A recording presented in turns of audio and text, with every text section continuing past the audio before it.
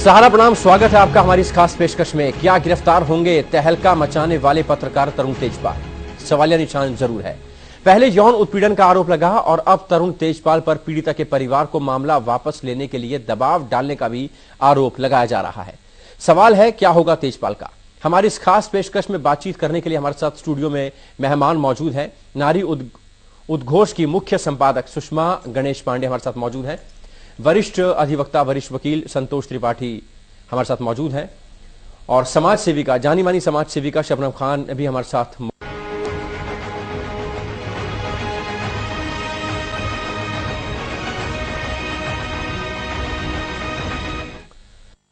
तहलका के पूर्व संपादक तरुण तेजपाल पर शिकंजा लगातार कसता जा रहा है। गोवा पुलिस अब टीम बनाकर मुंबई में पीड़ित लड़की का बयान लेने वाली है। इससे पहले पुलिस ने दिल्ली में तहलका की प्रबंधक संपादक शोमा चौधरी और तहलका के ही 3 स्टाफ से भी विस्तार से पूछताछ की। तहलका के पूर्व संपादक तरुण तेजपाल पर लगे यौन उत्पीड़न मामले ने तूल पकड़ लिया है। गोवा पुलिस मामले की गंभीरता से लगातार जांच कर रही है। गोवा पुलिस ने दिल्ली में 3 अहम गवाहों से भी गोवा सदन में पूछताछ की है। तीनों लोग तहलका के स्टाफ हैं और गोवा में हुए कार्यक्रम में मौजूद थे। पहले तीनों से अलग अलग बयान लिए गए, फिर तीनों से एक साथ बयान लिए गए। पुलिस ने इनसे कई सवाल पूछे हैं। सवाल नंबर 1, पुलिस ने इनसे पूछा है कि लड़की ने इस घटना के बारे में आपको कब बताया। सवाल नंबर 2, आप तीनों में से किसके फोन से लड़की ने अपने बॉयफ्रेंड को इस घटना के बारे में बताया। सवाल नंबर 3, लड़की ने जो मेल भेजा था वही सब था या कुछ अलग था। सवाल नंबर 4, तेजपाल का लड़कियों के प्रति व्यवहार कैसा था। सवाल नंबर 5, शोमा चौधरी कहीं इस मामले को दबाने की कोशिश तो नहीं कर रही। सवाल नंबर 6, इससे पहले क्या आपको तरुण तेजपाल की हरकतें अजीब लगी। सवाल नंबर 7, तरुण के बारे में इस तरह की बातें कभी पहले सुनने को मिली थी। सवाल नंबर 8, क्या इस मामले में आप सभी लोग सरकारी गवाह बनेंगे। जब हम इन्वेस्टिगेशन कर रहे हैं, इन्वेस्टिगेशन करने के दौरान हिंदुस्तान के किसी भाग में अगर जाने की हमें आवश्यकता पड़ेगी तो हमारी टीम जाएगी। आप अभी मैं आपसे यही अनुरोध करूंगा कि आप किसी भी पूर्वाग्रह से ग्रस्त मत होइए और इन्वेस्टिगेटिंग एजेंसी के प्रति कोई भी पूर्वाग्रह आपको डेवलप करने की, it is not proper to develop any kind of prejudice for you. इससे पहले शनिवार देर रात तक तहलका के मैनेजिंग एडिटर शोमा चौधरी से गोवा पुलिस ने उनके दफ्तर में 9 घंटे से ज्यादा समय तक पूछताछ की, जिसके बाद पुलिस टीम अपने साथ कुछ अहम दस्तावेज और कंप्यूटर की हार्ड डिस्क ले गई। ऑफिस में मैंने गोवा पुलिस के साथ करीब 9 घंटे बातें हुए। बहुत ही कर्टियस एक्सपीरियंस था। मैंने भी पूरा फुल्ली कोऑपरेट किया वॉलंटरीली। सब जो डॉक्यूमेंट्स, ईमेल सब उनके साथ पास है। उधर तहलका के एक पत्रकार शौगत दास गुप्ता ने इस्तीफा दे दिया है।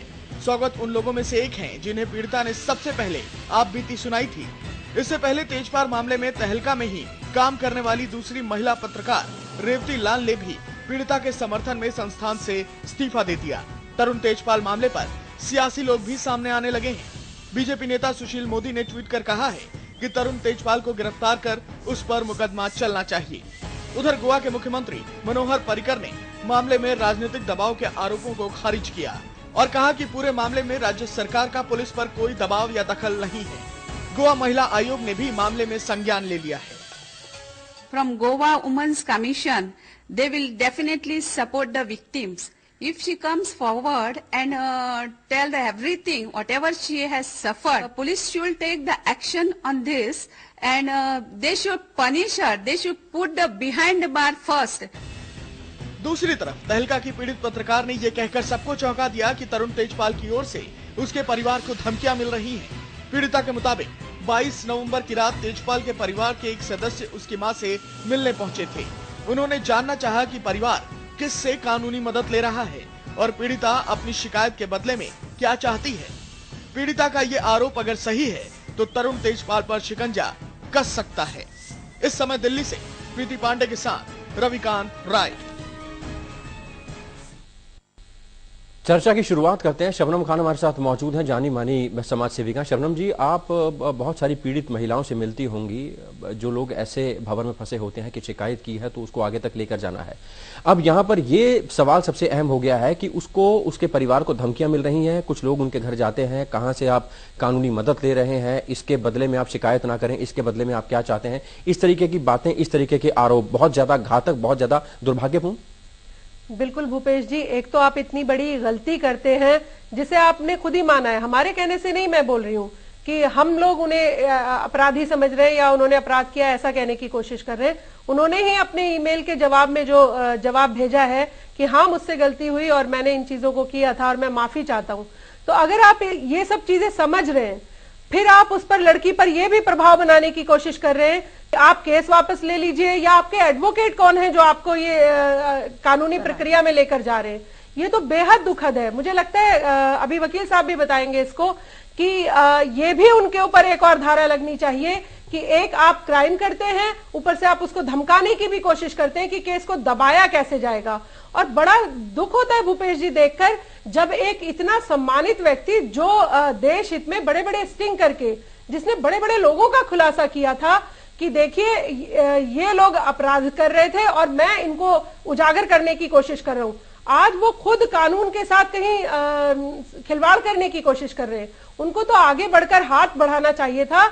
जैसे उन्होंने माफी मांगकर कोशिश की थी कि शायद ये सब मामला यहीं निपट जाएगा, अगर उन्हें पता है कि मैं कानून के दायरे में आता हूं और कानून की मदद करने से एंगल चाहे कोई भी हो, दोनों पक्ष चाहे वो निर्दोष हो या दोषी हो, दोनों पक्ष रखने के लिए उन्हें खुद सामने आना चाहिए। संतोष जी, थोड़ा टेक्निकली आपसे समझना चाहेंगे, पहले माफीनामा 6 महीने के लिए अपने आप को उस पद से अलग कर लेना और लिखित में माफी मांग लेना और कहना कि प्रायश्चित करूंगा, उसके बाद जब लगा कि सारा मामला जो है वो उलझता जा रहा है, कानूनी दांवपेच होंगे अब, तो वकीलों के कहने पर कहीं ना कहीं ये कह देना कि साजिश हुई है और वकीलों की जुबानी बोलने लग जाना, सुर बदल लेना। देखिए, ये पूरा मामला एक समाज के परिवर्तन को इंडिकेट कर रहा है। पिछले कुछ समय से जो समाज में हाई क्लास, हाई पोजीशन पे बैठे हुए लोग हैं, डिग्नेटरीज हैं, इस तरह की चीजों में इन्वॉल्व देखे जा रहे हैं, ये एक टेंडेंसी बनती जा रही है। तो कहीं ना कहीं एक तो ये समझने की आवश्यकता है कि ऐसा ये इन्होंने क्या सोच करके किया और ये इसमें कोऑपरेट कर सकते थे, ये समाज को एक दिशा निर्देशन दे सकते थे। ये अपनी बात को अगर बताते तो इस साइकोलॉजी को समझना ज्यादा आसान होता और उसके उपाय किए जा सकते थे। और शुरुआत में उन्होंने प्रायश्चित के जो उनकी जो ट्यूनिंग थी, जो टोन था, वो एक प्रायश्चित भरा था कि हम उस गलती हुई। लेकिन जैसे ही ये कानूनी दांवपेच सामने आने लगा, कहीं ना कहीं वो अपनी बात से हटते दिखाई दे रहे हैं, वो झूठ का सहारा ले रहे हैं, जो कि एक गलत बात है, जो वो समाज को दे सकते थे अपने साथ भी, न सिर्फ दूसरे के उन्होंने एक्सपोज किया है जो क्राइम है, जैसा कि अभी शबनम जी कह रही थी। उन्होंने बहुत सारे खुलासे किए। अपने मामले में भी अगर एक कदम आगे वो बढ़ते, जैसा कि उनसे अपेक्षित था, तो ये बहुत अच्छा होता कि वो बता पाते कि हमने किस कंडीशन में, किस तरीके से गलतफहमी में किया या जानबूझकर किया, वो यही बता सकते थे। तो कहीं ना कहीं वो वकीलों के और कानूनी दांवपेच में और अपने को बचाने की कोशिश में वो कहीं ना कहीं इस कानूनी प्रक्रिया से दूर जाते दिख रहे हैं, जो कि भाग्यपूर्ण है। सुषमा जी, यहाँ पर आपसे ये जानना चाहेंगे, पुलिस ठीक दिशा में काम कर रही है और साथ ही ये कि एक प्राइमरी जिम्मेदारी, पुलिस की प्राथमिक जिम्मेदारी ये भी बनती है कि वो ये देखें कि उस पीड़िता पर कहीं कोई दबाव ना पड़ रहा हो। मैं आपको सबसे पहले मूलभूत उस पर ले जाना चाहती हूँ। जब तक कि हम जड़ तक नहीं पहुंचेंगे, हम तब तक इसका कुछ उपचार नहीं ढूंढ सकते। सबसे पहले तो हमें ये देखना होगा कि जो भी काम इन्होंने किया है वो हम पूरा नारी समाज इसकी निंदा करते हैं। दूसरी बात, मैं उनकी ही जो शोमा चौधरी हैं उनकी भी मैं निंदा करती हूँ। एक नारी होने के नाते उन्होंने ये बात सबसे पहले इसकी कंप्लेंट क्यों नहीं की। अब बात आ जाती है तरुण तेजपाल की। तो तरुण तेजपाल, बेशक उन्होंने जो पहला मेल लिखा, जैसा कि वकील साहब बता रहे थे कि वो माफी मांगना चाहते थे, वो बात अलग होती कि उनको हम माफ करते या नहीं करते। लेकिन उन्होंने यदि ये कदम उठाया था तो निसंदेह यदि वो आते उस तरीके से, तो एक अलग पक्ष सा आता कि भाई एक व्यक्ति ने गलती की और उसने हिम्मत दिखाई। लेकिन उसके बाद ही उन्होंने जो दोहरा चरित्र अपना दिखाया, तो उन्होंने बता दिया कि जैसे उनके काम है वैसे ही वो है। एक साइकोलॉजी भी उनकी दिखती है यहाँ पे कि वो छुपते भी घूम रहे हैं और दूसरा अपना बयान भी बदल रहे हैं। अब मैं आपकी बात पे आती हूँ कि पुलिस ठीक काम कर रही है। पुलिस यदि पुलिस ने आकर पूछताछ की या जैसा मुझे पता चला सीपीयू ले गई और वो ले गई, शोमा कह रही हैं कि हमने उनको दस्तावेज दिए और ये दिए, ये बताइए कि जो मेल, ये तो कहिए कि वो तो उन्होंने छुपाई दी क्योंकि पहले भी ऐसा होता चला आ रहा होगा इनके, हम तो ये पैचअप करा देती होंगी। और ये वाली बात 2 मेल और उसने जो किए थे उससे बात खुल गई, इसलिए ये सारा कुछ। और फिर उनके जो वकील हैं, मैं वकील साहब बैठे, इनसे भी बेहतर अच्छे से समझा पाएंगे कि ऐसे वकीलों की भी एक नैतिक जिम्मेदारी होती है कि वो अपने क्लाइंट को क्यों गलत सलाहें देते हैं। यदि समाज को सुधारना, एक तरफ तो हम नारी की जागृति की बात करते हैं, पुलिस क्या सुधार लेगी जब तक कि आप अपने आप में सही नहीं हो। शबनम जी, ठीक दिशा में चल रही है पुलिस की जांच, क्या लगता है आपको? मुझे लगता है कि पुलिस जो अभी इन्वेस्टिगेट कर रही है वो चाहती है कि पुख्ता सबूत, क्योंकि वो बहुत प्रभावी व्यक्ति हैं भूपेश जी। तरुण तेजपाल जी कोई कमजोर व्यक्ति नहीं है कि आपने किसी भी चीज में उठाया और बंद कर दिया और आपकी जवाबदेही नहीं होगी। यहाँ पुलिस की एक बड़ी जवाबदेही भी बनेगी।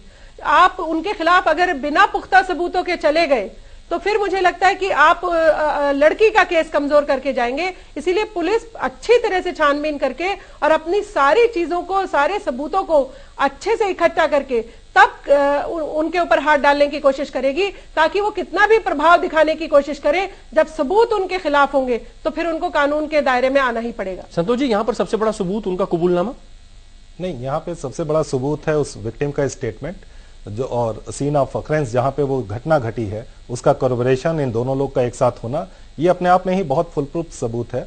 और विक्टिम के स्टेटमेंट के बाद इनका जो अपना कबूलनामा है, जो इनके अपने आईपी एड्रेस से इनको जो मेल दिया गया है, ये एक बड़ा सबूत इनके खिलाफ बनने वाला है। जैसा कि इन्होंने खुद भी कहा कि 1 नहीं 2 ऐसे मौके आए जब आपकी इच्छा के विरुद्ध हमने कुछ कार्रवाई की, जहां हमने अपने ट्रस्ट को ब्रीच किया है। तो ये कहीं ना कहीं दिखाता है कि ये घटना सही थी, घटना की सत्यता पे उंगली नहीं उठाई जा सकती है। पुलिस की इन्वेस्टिगेशन भी ठीक दिशा में जा रही है, लेकिन हमें ऐसा लग रहा है कि तरुण तेजपाल जैसे व्यक्ति जो प्रभावी स्थान पे हैं, जिनके अधीन बहुत सारे लोग कार्य करते हैं, और ऐसे बहुत सारे लोग जो इस तरह के मामले में देखे जा रहे हैं, कहीं ना कहीं इनकी साइकोलॉजी समझने की जरूरत है हमें। एक पनिशमेंट का फैक्टर अलग है, लेकिन इस पे एक चर्चा होनी चाहिए कि आखिर इस तरह की वारदात क्यों हो रही है, जहां इतना बढ़िया ट्रस्ट है, लोग एक लंबे समय तक काम करते हैं, जहां कोई फेयर फैक्टर काम नहीं करता किसी भी महिला एम्प्लॉय के साथ, फिर अचानक एक दिन ऐसा होता है जब वो अपनी सीमाओं को लांघ जाते हैं। मुझे लगता है कहीं ना कहीं इस साइकोलॉजी को समझने की कोशिश करनी चाहिए, और इसमें मददगार तरुण तेजपाल जैसे लोग ही हो सकते हैं, क्योंकि खुद वो आज इस समय एक एक्यूजेशन उनके ऊपर लगा हुआ है। अगर ये बात सही है तो उन्हें कानून के साथ सहयोग करना चाहिए।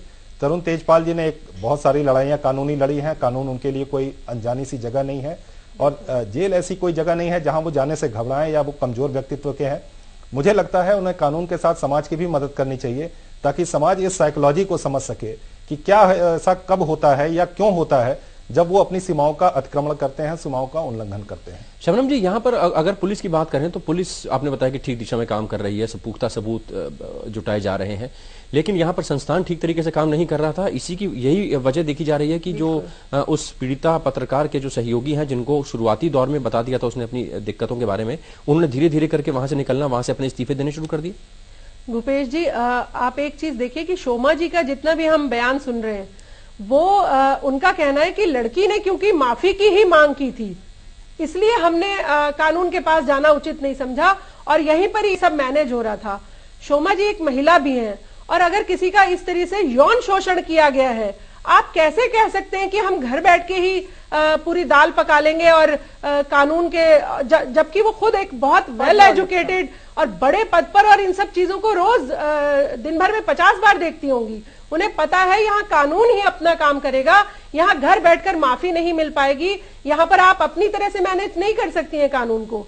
आप किसी के भी बारे में देखेंगे तो अब तरुण तेजपाल जी चाहे वकीलों के कहने में आकर अपने बयान से पलट रहे हो, लेकिन सबूत को आप नकार नहीं पाएंगे। और लड़की देखिए, लड़की ने अभी ये भी ईमेल भेजा है कि मुझे धमकी दी जा रही है, और वकील कौन है आपका ये भी बताइए, ताकि उस पर भी प्रभाव बनाया जा सके, उसे भी प्रभाव में लिया जा सके। ये भी, इसके खिलाफ भी बल्कि तरुण तेजपाल पर केस होना चाहिए, और पुलिस जितने भी जो पुख्ता सबूत मिलते हैं उसको लेके आगे बढ़ेगी तो मुझे लगता है कि तरुण तेजपाल हो या कोई भी प्रभावी व्यक्ति हो, कानून से तो कम बच नहीं पाएगा। पीड़ित लड़की की मन स्थिति क्या होगी, और साथ ही साथ अगर पुलिस सही दिशा में काम कर रही है तो अभी तक गिरफ्तारी क्यों नहीं हुई? हमारे साथ वरिष्ठ वकील संतोष त्रिपाठी मौजूद रहेंगे, तमाम हमारा पैनल मौजूद रहे। चर्चा को आगे बढ़ाते हैं। वरिष्ठ वकील संतोष त्रिपाठी हमारे साथ मौजूद हैं। त्रिपाठी साहब, ये बताया जा रहा था कि संस्थान के अंदर का मामला है और इसको आपस में निपटा लिया जाएगा और इसकी शिकायत नहीं कर रही है, और जिस तरीके से हल्के तरीके से कहा जाए कि माफी मांगी है, क्या ये उस लायक था ये मामला? देखिए, कोई भी मामला, सिर्फ यही नहीं, कोई भी छेड़छाड़ का मामला हो या नारी अस्मिता से जुड़ा हुआ कोई मामला हो, तो वो किसी संस्थान का नहीं होता है, ये फिर पूरे समाज के अगेंस्ट किया गया क्राइम है। और ये पीड़िता को देखना है कि हम इसे माफ कर सकते हैं या इसके खिलाफ हम कानूनी लड़ाई लड़ेंगे और इसे अंजाम तक पहुंचाएंगे। ये उसका प्रेरोगेटिव है, ये उसके ऊपर डिपेंड करता है। अगर पीड़िता ने ये चुना है कि हम पुलिस के पास जाएंगे, कानून की मदद लेंगे, तो निश्चित तौर पे ये उसका अधिकार है, उसको जाना चाहिए था और सबको इसमें सहयोग करना चाहिए था। और जो कोई भी व्यक्ति इसके रास्ते में रोड़ा अटकाता है या किसी भी तरह से बाधा उत्पन्न करता है, वो उतना ही बराबर का दोषी माना जाता है, चाहे वो किसी भी तरह से उसे धमकाने की, डराने की कोशिश करे या साजिश करे कि मुकदमा खत्म हो जाए। जैसा कि भी बताया जा रहा है कि कौन वकील है, हम वकील के ऊपर दबाव डालेंगे, तो निश्चित तौर पे ये एक उतना ही बड़ा गुनाह है जितना बड़ा कि एक एलिगेशन इनके ऊपर लगा हुआ है। तो कहीं ना कहीं ये जो संस्थान के भीतर का जो कहा जा रहा है कि संस्थान का भी कोई ये विक्टिम को चुनना है कि हम इसे माफ करेंगे या हम इसकी कानूनी अंजाम तक पहुंचाएंगे। कहीं अगर ईमानदार पहल होती है, कोई प्रायश्चित करना चाहता है और विक्टिम को लगता है कि हम इसे मौका दे सकते हैं, तो ये उसका प्रेरोगेटिव है, वो माफ कर सकती है या वो लड़ाई लड़ सकती है, ये उसका अधिकार है, बिल्कुल निजी अधिकार है। और वो देख सकती है कि कौन सी चीजें ज्यादा अच्छी रहेंगी। एक्यूज्ड अपनी तरफ से कंपाउंडिंग की कोशिश कर सकता है, अगर वो ऑनेस्ट अप्रोच करता है कि ये बात खत्म हो जाए, हम प्रायश्चित करने के लिए तैयार हैं। आपके इस रिएक्शन पर दोनों गेस्ट कुछ बोलना चाह रहे हैं। सबसे पहले सुषमा जी। हाँ, मैं ये बोलना चाहती हूँ कि जब जिसके ऊपर कोई घटना घटित होती है, जो घटना करता है और जिसके ऊपर घटित होती है, और खास तौर पर यदि किसी लड़की या नारी के ऊपर घटित होती है, तो वो सबसे पहले ये सोचती है कि समाज में इसका क्या इम्पैक्ट होगा, घर पर क्या होगा। इस मानसिकता में हो सकता है कि जो विक्टिम है वो रही हो।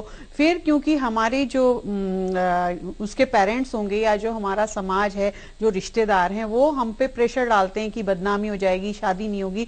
एक सामाजिक हमारी जो सोचें होती हैं वो भी एक बहुत बड़ा रोल अदा करती हैं। और दूसरी बात ये कि जो उसके ऊपर दबाव डाला जा रहा था, अब उनकी माँ का ये रोल होना चाहिए कि वो बिल्कुल दृढ़ता के साथ उसके साथ खड़ी रहें। यदि माँ बाप यदि किसी के साथ हैं तो मैं ये बिल्कुल निश्चिंता से कह सकती हूँ कि वो लड़की जो भी है वो कभी हार नहीं मानेगी।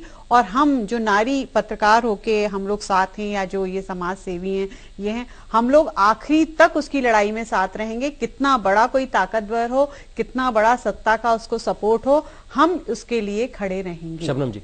भूपेश जी, मुझे लगता है कि अगर ये अपनी चार दीवारी तक ही बात सीमित होती और बाहर किसी को पता ही कानो कान ही खबर ना हो पाती, तो शायद आप माफी का लेन देन कर सकते थे। लेकिन अब जब गोवा के सीएम ने इसको संज्ञान में लिया है, बात बाहर लीक हुई है, अब आप उस कानून के दायरे से तरुण तेजपाल जी को नहीं बचा सकते हैं। विक्टिम अगर उन्हें छोड़ना भी चाहेगी तो उसे कोर्ट में जाकर ही बयान देना होगा कि मैं इन्हें माफ करना चाहती हूं या नहीं, और कानून फिर भी उसी तरह से काम करेगा जो कानून कहता है। अब आप लड़की का वो नजरिया नहीं देख सकते कि लड़की कहेगी मैंने माफ किया तो आप माफी मांग लेंगे, या आप 6 महीने की छुट्टी लेके झूठा मूठा दिखावा करके कहीं बचने की कोशिश करेंगे। और अभी ब्रेक में भी हम लोग बात कर रहे थे, वकील साहब तो ज्यादा अच्छा ये बता पाएंगे कि क्या लड़की जो अगर वो ये भी कहती है कि मैं इन्हें माफ कर रही हूं, तब भी तरुण तेजपाल जी को अब कानून से कोई बचा नहीं पाएगा, क्योंकि अब सारा मामला कानून के दायरे में है और पुलिस पूरी इन्वेस्टिगेशन कर रही है। जज साहब जो चाहेंगे, कोर्ट माननीय न्यायालय जो चाहेगा, जिस तरह से इस केस को सामने रखा जाएगा उसी तरह अब न्याय मिल पाएगा लड़की को। अब उनके बचने का कोई चांस नहीं है। भूपेश जी। संतोष जी, यहाँ पर यह भी कहा जा रहा है कि राजनीति होने लगी है और फंसाया जा रहा है, कोई साजिश हो सकती है। खुद माफी मांग ली, बोल दिया कि शराब के नशे में ऐसा हो गया, उसके बाद तमाम दांव-पेच की बात सामने आने लगी। देखिए, एक पार्ट तो इन्वेस्टिगेशन का है जो गोवा पुलिस के पास है। गोवा में किसकी सरकार है, इन्होंने किस बेस पे कहा है कि हमारे ऊपर ये इसमें राजनीति की जा रही है, क्या इन्होंने उस गवर्नमेंट के खिलाफ कभी लिखा है? चूंकि ये मीडिया से रिलेटेड मैटर है तो इस मामले को इग्नोर भी नहीं किया जा सकता है जो वो एलिगेशन राजनीतिकरण का लगा रहे हैं, क्योंकि अगर इनकी पत्रिकाओं में कहीं ना कहीं अगर उस गवर्नमेंट के खिलाफ लिखा होगा तो इससे इनकार नहीं किया जा सकता। एक लड़की ने कंप्लेंट दर्ज की है, इसमें राजनीतिकरण तो बहुत दूर की बात है। नहीं, वो दूसरी बात भूपेश जी ने जो बात कही राजनीतिकरण की, तो कहीं ना कहीं इस एंगल को अगर वो एलिगेशन लगाते हैं तो उनके अपने अधिकार होंगे जो उन्हें प्रूव करने होंगे कोर्ट के सामने। जहां तक शब्द वकील साहब, इसमें राजनीति का तो मतलब ही नहीं आता है। एक लड़की ने कहा कि इन्होंने मेरा यौन शोषण किया है, इसमें राजनीति तो अब हो सकता है कि सब लोग राजनीति करें, लेकिन इस कंप्लेंट को कम से कम राजनीति से ना जोड़ा जाए। नहीं, अगर वो लगा रहे हैं प्लान होता तो लड़की अगर आप ये कहते हैं राजनीति हुई, तो वकील साहब आप ये कहने की कोशिश कर रहे हैं कि लड़की झूठ बोल रही है और राजनीति से ओतप्रोत हो रही है। बात नहीं कही जा सकती कि लड़की झूठ बोल रही है, ये तो जांच का विषय है कि वो झूठ बोल रही हैं, सच बोल रही हैं। हाँ, तो इसीलिए हम बोल रहे हैं कानून अगर पुख्ता तरीके से जांच के पहले हम लोग जजमेंटल नहीं हो सकते, हम जजमेंट नहीं दे सकते हैं। अगर वो कहते हैं, एक कोर्ट का पक्ष होता है, अगर वो कहते हैं कि हमारे साथ राजनीति हो रही है, तो ये साबित करने की जिम्मेदारी उनकी है, न कि ये हम लोगों की जिम्मेदारी है। उनके अपने आधार होंगे जिस आधार पर वो एलिगेशन लगा रहे हैं, और वो उन्हें साबित करना है। जहां तक लड़की के बयान का सवाल है, वो प्राइमा फेसाई बिल्कुल कंक्रीट पुलिस मानती है, उसे सच मानकर ही इन्वेस्टिगेशन की जाती है, और वो इन्वेस्टिगेशन हो रहा है। साबित तरुण तेजपाल को करना है या इस अपराध में जांच एक्यूज्ड को ही करना होता है। जांच हम इनोसेंट हैं। जांच सही दिशा में चल रही है, और ये भी एक सही निर्देश कहा जा सकता है कि संस्थान के जिन लोगों को पीड़िता ने अपनी आप बीती सुनाई थी, वो एक एक करके उसके साथ आ रहे हैं, और साथ ही साथ वो अपने पदों से इस्तीफा भी दे रहे हैं और लड़ाई लड़ने के मूड में दिखाई दे रहे हैं। फिलहाल वक्त की कमी है और तीनों मेहमानों का यहाँ पर शुक्रिया अदा करेंगे। आप तीनों का बहुत बहुत शुक्रिया। बहुत शुक्रिया। फिलहाल इस खास पेशकश में इतना ही, दीजिए इजाजत, लेकिन ब्रेक के बाद भी खबरों का सिलसिला जारी है।